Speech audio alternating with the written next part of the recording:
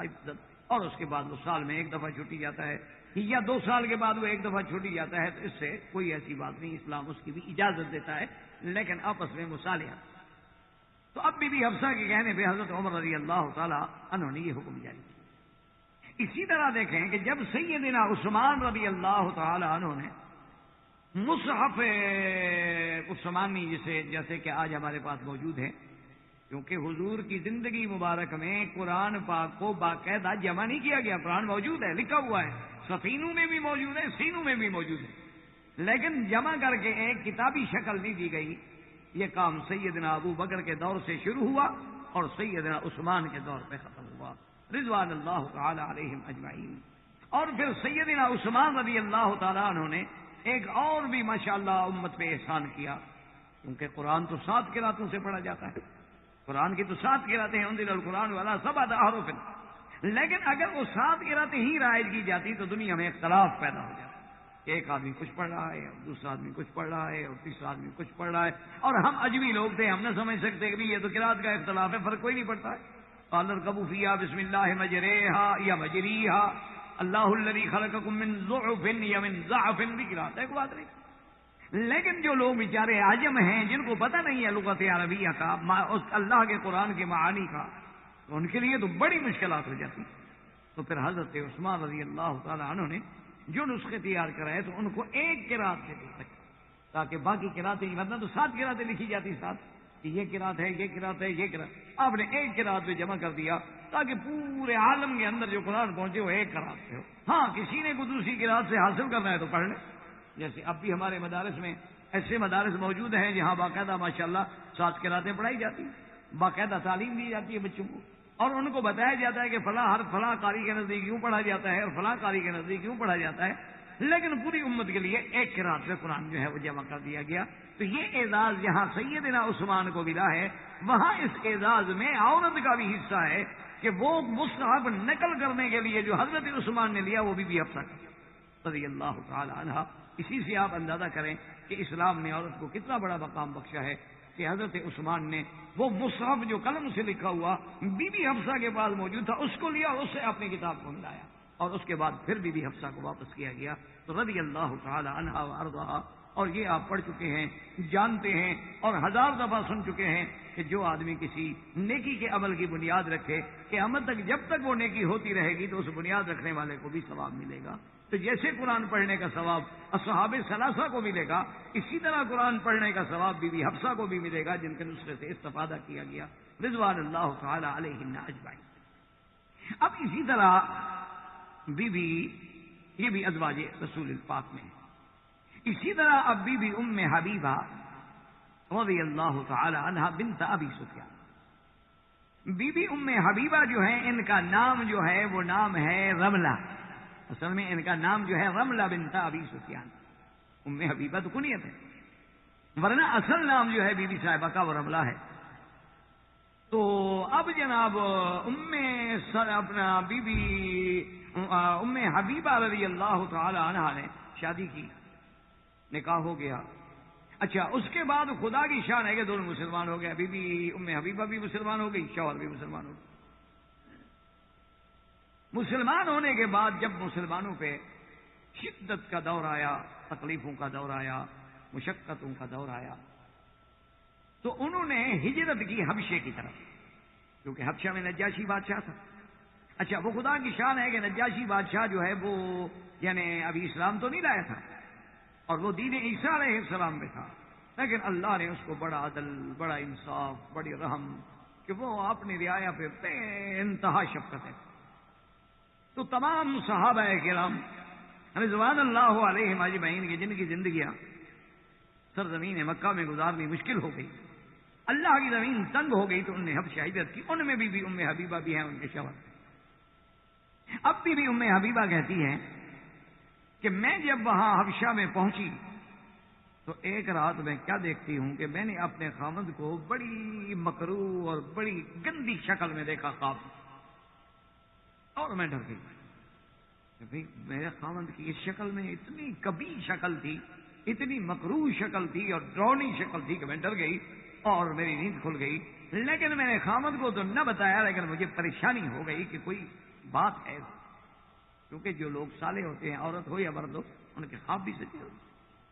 آپ کے ہمارے خواب تو یہ ہوتے ہیں نا کہ جو سارا دن ہم باتیں کرتے رہتے ہیں وہی رات کو دماغ میں آ گئی، وہی ہمارے خواب بن گئے۔ ہمارے خواب تو اس قسم کے ہوتے ہیں۔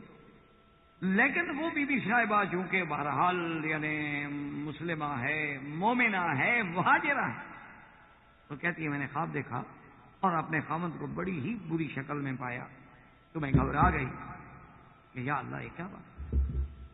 تو فرماتی ہیں کہ وما مدا، کچھ دن ہی گزرے کہ میرا خامند جو ہے اسلام چھوڑ کے نصرانی بن گیا۔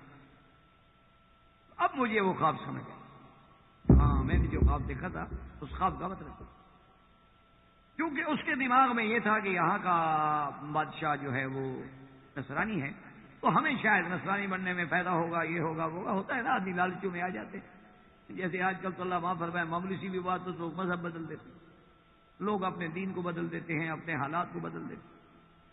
تو بی بی صاحبہ کہتی ہیں کہ اب اس نے مجھ پہ دباؤ ڈالنا شروع کیا کہ تم بھی دین نصارہ قبول کرو۔ بی بی ام حبیبہ نے کہا کہ یہ تو ناممکن، میں تو کسی حال میں دین اسلام کو نہیں چھوڑوں۔ اب سیدھی بات ہے کہ جب دین اسلام کو قبول کرنے کے بعد چھوڑ دیا جائے تو وہ مرتد ہو جاتا ہے۔ ایک تو ہے نا اسلام کو قبول کیا ہی نہیں، بات کو سمجھے۔ اسی لیے بعض دشمنان اسلام، یہ بھی ایک بہت بڑا ایشو ہے جس پہ اسلام کے خلاف زہر اگلتے ہیں کہ دیکھو جی یہ عجیب ان کا مذہب ہے، کہتے ہیں کہ جو ہمارے مذہب کو چھوڑے اس کو قتل کر دو۔ ان کے نبی کا فرمان ہے صلی اللہ علیہ وسلم کہ من ارتد عنکم عن دینہ فاقتلوہ، او کما قال رسول اللہ صلی اللہ علیہ وسلم کہ جو دین اسلام کو چھوڑ کے مرتد ہو جائے اس کی سزا جو ہے واجب القتل۔ کہتے ہیں دیکھو جی یہ اچھی بات، ہم ہر کسی کو آزادی دیتے ہیں کہ مسلمان ہو جاؤ، ہم نے تو کبھی منع نہیں کیا۔ ہمارے کتنے ہندو مسلمان ہو جاتے ہیں، کتنے یہودی مسلمان ہو جاتے ہیں، کتنے نصرانی مسلمان ہو جاتے ہیں، کتنے سکھ مسلمان ہو جاتے ہیں، لیکن یہ پہلا مذہب ہے کہتے ہیں کہ نہیں نہیں نہیں، مسلمان ہو گئے جو آدمی پھر ہندو ہو گیا تو قتل کر۔ یہ بڑا ظلم ہے، دیکھو جی انسانی حقوق پہ ڈاکہ ہے۔ حالانکہ یہ بھی اسلام کے خلاف ایک ناروا الزام ہے۔ اسلام تو اس بات کا قائل ہی نہیں کہ کسی کو جبر کر کے اسلام کے لیے مجبور کیا جائے کہ جی تم اسلام لاؤ۔ وہ ایک لطیفہ ہے نا جی کہ ہمارے پٹھان بھائی ہوتے تو جذباتی ہے نا، اللہ تبارک تعالیٰ رحمت کرے، کام پہلے کرتے ہیں سوچتے بعد میں۔ تو اتفاق سے ایک پٹھان جو تھا وہ گاڑی کے ڈبے میں بیٹھا ہوا، تو اس نے دیکھا کہ بھئی ایک ہندو جو ہے وہ بھی اسی ڈبے میں سوار ہوا، وہ بھی بیچارہ کسی اسٹیشن سے کوئی ہندو تھا وہ چڑھا ہے۔ بس اب خان صاحب کا دماغ جو تھا نا جی وہ میٹر تھوڑا سا گھوم گیا۔ اس کے بعد اس نے کہا کہ بھئی دیکھو کچھ کلمہ۔ اب وہ بیچارہ کہے بھئی میں ہندو ہوں، میں مارواڑی ہوں، میں ہندو آدمی، میں کیسے کلمہ پڑھوں؟ مجھے کلمہ آتا ہے کہ میں کلمہ پڑھوں، اور میں کیوں پڑھوں؟ میرا اپنا ایک مذہب ہے، دھرم ہے میرا۔ اس نے کہا دیکھو ہم زیادہ بات نہیں سنتے، ہم بس بات یہ کرتی ہے کیونکہ ان کے ہاں مرد جو ہے مؤنث ہوتا ہے اور عورت مذکر ہوتی ہے۔ اللہ فرماتی ہے میں کہتا ہوں، عجیب ہوتے ہیں بادشاہ لوگ ہوتے ہیں، سچے لوگ ہیں، سچے لوگوں میں یہ بات یاد رکھو نا، ان کے اندر پھر وہ منافقت نہیں ہوتی نا۔ عدم خلوص کے بندوں میں ایک خامی ہے، اسی لیے عدم نے کہا تھا کہ عدم خلوص کے بندوں میں ایک خامی ہے کہ ستم ظریف بہت جلد باز ہے۔ جو مخلص ہوگا یہ تو منافق ہوتا ہے نا، میٹھی میٹھی باتیں اور نیچے سے کاٹتا رہے گا آپ۔ مخلص آدمی اسی وقت بیچارہ جو کچھ اندر ہوگا اسی وقت نکال کے باہر پھینکے گا، 2 منٹ کے بعد بات ہی کچھ نہیں، غصہ ہے نہ غصہ ہے، بات صاف ہو۔ یہ جو بہت گہرے ہوتے ہیں نا، یہ گہرے پانی کی طرح ڈبو دیتے ہیں آدمی، پتہ ہی نہیں چلنے دیتے کہ بندہ کہاں غرق ہوگا۔ تو اب پٹھان تو جذباتی لوگ ہے، سیدھا آدمی ہے، مومن ہے تو مومن ہے، کافر ہے تو کافر ہے، سیدھی سی بات ہے، اس میں درمیان والا سٹیج ہے ہی نہیں ان کے اندر، دوست ہے دوست ہے، دشمن ہے۔ تو اس نے کہا دیکھو ہم نہیں جانتی، کلمہ پڑھو۔ بیچارہ کہے بھی میں کلمہ، بھائی میں ہندو ہوں، مارواڑی ہوں، میں کیسے اور نے کہا دیکھ کلمہ پڑھو ورنہ ہم پکڑ کے گاڑی سے بیٹھتے ہیں۔ اب جناب اٹھا پٹھان، اٹھا کے اس کو پکڑ کے دری کھول کے گاڑی سے چلتی ہوئی گاڑی سے باہر پھینکتا ہوں۔ اس نے کہا دیکھو بس مجھے باہر مت پھینکو، میں کلمہ پڑھتا ہوں۔ ہاں دیکھو اب ٹھیک ہو گیا، اب سیدھا پڑھو کلمہ۔ اس نے کہا بھائی مجھے کلمہ نہیں آتا، مجھے کلمہ پڑھاؤ تم۔ اس نے کہا آتا تو مجھے بھی نہیں۔ اب جب یہ حال ہو نا جی تو اس کا مطلب یہ ہوتا ہے کہ محض الزام عائد کرتے ہیں، اسلام کسی کو جبر نہیں کرتا۔ لا اکراہ فی الدین قد تبین الرشد من الغی، خبردار کسی پہ جبر نہیں، ہم نے واضح کر دیا ہے کہ یہ ہدایت ہے، یہ گمراہی ہے، یہ حق ہے، یہ باطل ہے، یہ صدق ہے، یہ کذب ہے، اس کی فمن شاء منکم فلیؤمن ومن شاء فلیکفر۔ اگر تم اسلام قبول کر کے پھر بغاوت کرتے ہو تو اب تو باغی ہو، اور باغی کی سزا کس نے رکھی ہے موت کے بغیر؟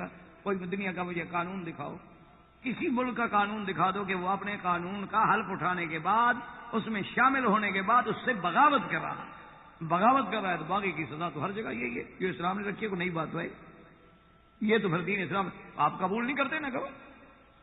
اور اگر آپ نے قبول کر لیا ہے تو اب دوسرے معاشرے میں جا کے تم پھر زہر نہ پھیلاؤ، تو اب اس انگلی کا کٹ جانا بہتر ہے کہ اس میں ایسی بیماری گینگرین ہو گئی ہے کہ آگے بڑھتی جائے۔ تو پھر اسلام، ورنہ اسلام تو نہیں کہتا کہ کسی کو مار دو، اسلام تو جبر نہیں کرتا۔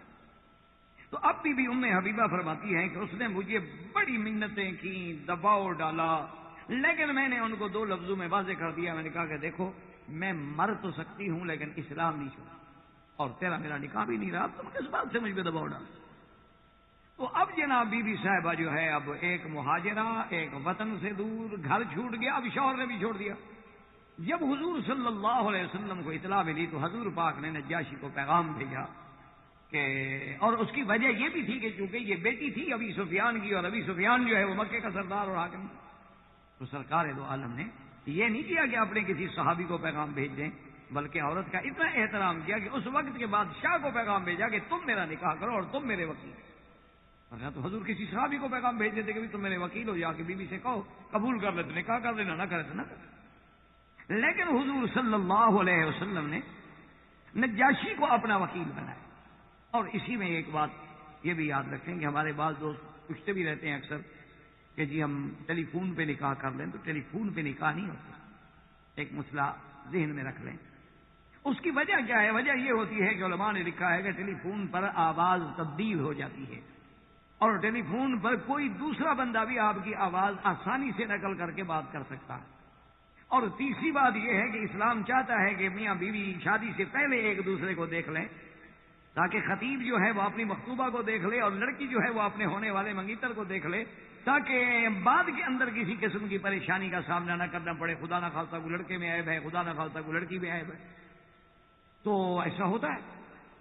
تو اب اگر صرف ہم ٹیلی فون پہ ہی رشتے کرتے رہیں تو نہ تو اس نے دیکھا نہ ہم نے دیکھا، آواز کے تبدیل ہو جانے کا اندیشہ الگ۔ یعنی آپ حیران ہوں گے، یہ واقعہ ہے، آپ حیران، یعنی یہ نہ سمجھیں کہ میں لطیفہ بیان، جب لطیفہ ہو تو میں بتا دیتا ہوں کہ یہ لطیفہ ہے، یہ واقعہ ہے، حقیقت ہے۔ مدینہ منورہ میں ایک مولوی صاحب ہے، قاری القرآن ہے، اور بڑا ہی ماشاءاللہ سمجھدار اور بڑا پڑھا لکھا اور بڑا اچھا آدمی اور اچھی عزت والا آدمی۔ اس کی شادی ہوئی تو جب نکاح ہو کے اس بیچارے نے ویزا نکلوایا، اور جانے سے اس نے ویزا بھجوا دیا اور اپنی نئی نویلی دلہن کو منگوا لیا، صرف گیا نہیں بیچارہ دیکھا۔ جب یہاں آیا تو وہ عورت ہی نہیں تھی، وہ خوبصورت تھا، اس کی بیوی بن گیا، تو نے نکاح کر دیا۔ اب وہ جب آئے تو اس نے کہا تم کو، اس نے کہا مجھے تو مکے مدینے آنے کی تمنا تھی، میں بھی خاموش رہی۔ میں نے کہا چلو مکہ تو دیکھا ہوں گی، اب تمہاری مرضی ہے، نکال دو، عمرہ میں نے کر لیا ہے، عورت تو میں ہوں نہیں، تمہاری بیوی تو بن نہیں سکتی، میں تو خسرا ہوں، میں تو خنسا مشکل ہوں۔ تو اس بیچارے نے کہا بھی ٹھیک ہے، اب جاؤ تمہاری مرضی ہے۔ نے کہا حج کرا دو، تمہاری مہربانی ہوگی۔ اس نے کہا ٹھیک ہے، حج تک رہے۔ تو یہ واقعات ہو جاتے ہیں، اس لیے اسلام یہ کہتا ہے، اور بڑی آسانی ہے کہ تم مکہ مکرمہ میں ہو، ملازم ہو، چھٹی نہیں ملتی، تم اپنے والد کو، چاچا کو، بھائی کو، کسی قابل اعتماد دوست کو ایک کاغذ پہ وکیل بنا دو کہ جی آپ مسمی فلاں فلاں میری طرف سے وکیل ہیں، فلاں لڑکی جو ہے فلاں کی بیٹی ہے، فلاں محلے کی، فلاں علاقے کی، اس کا میری طرف سے جا کے ایجاب قبول کر لیں۔ 2 آدمیوں کی گواہی ڈال کے ان کو خط ڈال دیں، وہ جا کے نکاح کر کے بات ختم ہو گئی۔ نہ کوئی پریشانی ہے، نہ کوئی قصہ ہے، نہ کسی دھوکے کا خوف اور خطرہ ہے۔ تو اس لیے حضور صلی اللہ علیہ وسلم نے حضرت نجاشی کو اپنا وکیل، حضرت نجاشی رضی اللہ تعالیٰ عنہ بعد تو اسلام لے آئے، ماشاء اللہ نے انہیں اسلام نصیب فرما دیا۔ انہوں نے ایک صحابی کے ذریعے بی بی رملہ یعنی بی بی ام حبیبہ کو پیغام دیا۔ انہوں نے کہا کہ مجھے سرکار دو جہاں نے اپنا وکیل بنایا ہے، اور بحیثیت وکیل محمد مصطفیٰ صلی اللہ علیہ وسلم میں تمہیں خطبہ کرتا ہوں، دعوت دیتا ہوں نکاح کی، اگر تم حضور سے نکاح قبول کرو۔ تو بی بی صاحبہ نے پھر اپنا وکیل بنایا، اور ان دونوں نے دربار بادشاہ نجاشی میں آ کے، یعنی آپ حیران ہوں گے کہ وہ خطبہ جو نجاشی نے پڑھا ہے حضور کے نکاح، عظیم خطبہ اور عجیب خطبہ ہے جو نجاشی نے، اور اس کے بعد نجاشی نے کہا کہ بحیثیت وکیل کے میں یہ نکاح قبول کرتا ہوں، اور 400 درہم اپنی طرف سے میں حق المہر جو ہے حضور صلی اللہ علیہ وسلم کی طرف سے ادا کرتا ہوں، اور جب بی صاحبہ مدینہ منورہ جائے تو آپ کے ساتھ خادمہ ہوگی، آپ کا بھیجنا، آپ کا پہنچانا، آپ کو مدینہ منورہ عزت و تکریم کے ساتھ بھیجنا، سب میری ذمہ داری۔ اسی لیے وہ ایک عجیب واقعہ ہے نا کہ اللہ کی شان یہ ہے کہ اللہ نے ادھر خیبر کی فتح عطا فرمائی، اور ادھر جناب حبشہ سے حضرت جعفر جو تھے وہ مہاجرین کا وفد لے کے مدینے پہنچے، اور اسی وفد میں بی ام حبیبہ بھی ہیں۔ تو حضور نے مسکراتے ہوئے فرمایا کہ لا ندری، میں نہیں جانتا، افرح بفتح خیبر ام بقدوم جعفر، کہ آج میں خیبر کی فتح پہ خوشی مناؤں یا جعفر کے آنے پہ خوشی مناؤں۔ تو یہ وہی پیارا جملہ ہے جو حضور صلی اللہ علیہ وسلم نے اس موقع پہ ارشاد فرمایا تھا۔ تو اب بی ام حبیبہ جو تھی وہ حضور صلی اللہ علیہ وسلم کی زوجہ بنی۔ بی ام حبیبہ رضی اللہ تعالی عنہ ازواج مطہرات میں سے ہیں، زوجات رسول میں ہیں۔ ایک دن ان کے والد ابی سفیان، یہ اس وقت کا قصہ ہے جب صلح حدیبیہ میں معاہدہ ہوا تھا، اور وہ سیرت النبی میں الحمدللہ آپ سن چکے ہیں، اور پھر اس معاہدے کو مشرکین نے توڑا، خلاف ورزی کی۔ جب مشرکین نے اس معاہدے کو توڑا، اور حضور صلی اللہ علیہ وسلم نے بھی پھر حکم دے دیا کہ جب تم لوگوں نے معاہدہ توڑ دیا تو بات ختم، کیونکہ یہ تو طے تھا بھی کوئی معاہدے کی خلاف ورزی نہیں کرے گا، میں نے تو نہیں کی۔ تو اب پریشان ہوئے مکے والے، تو انہوں نے ابو سفیان کو بھیجا کہ کسی طرح جا کر حضور کو راضی کرو کہ اس معاہدے کو رہنے دیں، قبول فرما لیں، بلکہ اور میعاد بڑھا دیں۔ تو بہرحال ایک طویل واقعہ ہے، ابی سفیان آ گئے۔ اب ابی سفیان جو ہے تو سیدھی بات ہے کہ آخر آپ کی بیٹی ہے، ام حبیبہ جو ہیں وہ ابی سفیان کی بیٹی ہے۔ تو آپ سیدھے بی بی رملہ کے گھر میں آئے، اور گھر میں جب داخل ہوئے، اور جو بستر ایک بچھا ہوا تھا، وہ کیا بستر تھا، ایک عام سیدھا سا ایک ٹاٹ کا ٹکڑا تھا، تو بستر بچھا ہوا تھا، تو جلدی سے بی بی حفصہ نے اس کو لپیٹا اور دور کر کے رکھ دیا۔ تو ابی سفیان نے کہا کہ اچھا، معلوم ہوتا ہے کہ اس بستر کو تم نے میرے قابل نہیں سمجھا کہ میں اس پہ بیٹھوں، تم کوئی اور اچھا بستر ڈالنا چاہتی ہو۔ تو نے کہا کہ لا واللہ یا ابی، اس نے کہا خدا کی قسم ابا جان یہ بات نہیں ہے۔ تو اس نے کہا پھر کیوں تم نے اٹھا لیا، چلو جیسا بھی ہے۔ انہوں نے کہا نہا فراش رسول اللہ وانت مشرک نجس۔ انہوں نے کہا کیا بات کرتے ہو، یہ میرے مدنی محمد مصطفیٰ کا بستر ہے جس پہ سرکار دو عالم بیٹھتے ہیں، اور تم تو مشرک ہو، مشرک پلید ہوتا ہے، انما المشرکون نجس، تو میں کیسے آپ کو اس بستر پہ بیٹھنے کی اجازت۔ ابی سفیان کہنے لگا اچھا، مجھ سے جدائی کے بعد تو تم ام حبیبہ بہت بدل گئی ہو، اب تو نعوذ باللہ تمہاری عادات بھی بدل گئی ہیں، اور نعوذ باللہ تم تو بہت ہی غلط روایات کی عادی ہو گئی، یہی تمہیں اسلام نے سکھایا ہے۔ میں نے کہا ابا جان ہدانی اللہ وہدانی الاسلام، اسلام نے تو مجھے بہت بڑی ہدایت دی ہے، کاش کہ تم اسلام قبول کرو اور تمہیں پتہ لگے کہ اسلام کیا ہے۔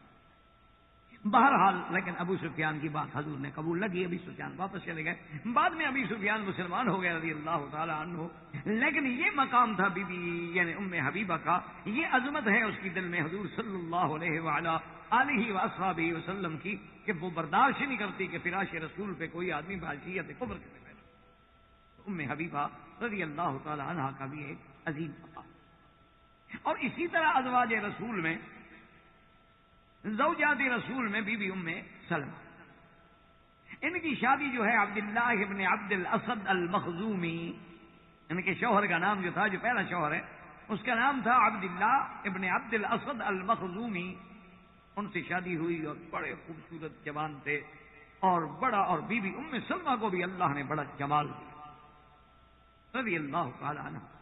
اور بی بی ام سلمہ کے جو والد ہیں ان کا لقب تھا ذات الرکب، بی بی ام سلمہ کے جو والد ہیں ان کا لقب تھا ذات الرکب، کیوں؟ اس لیے کہ وہ سفر میں حضر میں کسی کی تکلیف ہوتی کہتے چلو یہ بھی میں برداشت کر لوں گا، اچھا یہ بھیا تمہارا یہ قرضہ میں اٹھا لوں، اچھا بھی تمہارا یہ مسئلہ بھی میں حل کر دوں گا، اچھا بھی تمہیں یہ تو پریشان، اچھا یہ بھی میرے اوپر رکھے، اس لیے ان کا لقب ہی ہو گیا کہ ذات الرکب ہے۔ اتنے بڑے عظمت والے لوگ تھے۔ بی بی ام سلمہ نکاح ہو گیا، اور اسلام لانے کے بعد انہوں نے ارادہ کیا پہلے ہجرت کا۔ اب جب ہجرت کا ارادہ کیا تو ان کے قبیلے کو غصہ آیا، قبیلے تو قبیلے ہوتے ہیں، ان کے دماغ میں پھر جو بات الٹ جائے قبائل عرب، آپ نے نیک تاریخیں پڑھی ہیں کہ اس بات پہ بھی جنگ ہوئی کہ تمہارے باغ سے ایک چڑیا اڑ کے میرے باغ میں کیوں بیٹھی، اس پہ لڑائی ہوئی۔ میں نے کہا اللہ کے بندے، چڑیا کا مجھے پتا ہے کہاں بیٹھی تھی، کب اڑی، کہاں، انہوں نے کہا نہیں ہم دیکھ رہے تھے تمہارے باغ سے اڑ کے میرے باغ میں تھے۔ انا للہ و انا الیہ، اللہ جاہلیت سے بچائے، اللہ فتنوں سے بچائے۔ تو بہرحال یہ ہے کہ بیوی صاحبہ نے اور خاوند نے جب نیت کی اور ارادہ کیا ہجرت کا، تو قبیلے والوں کو پتہ لگ گیا غصے میں۔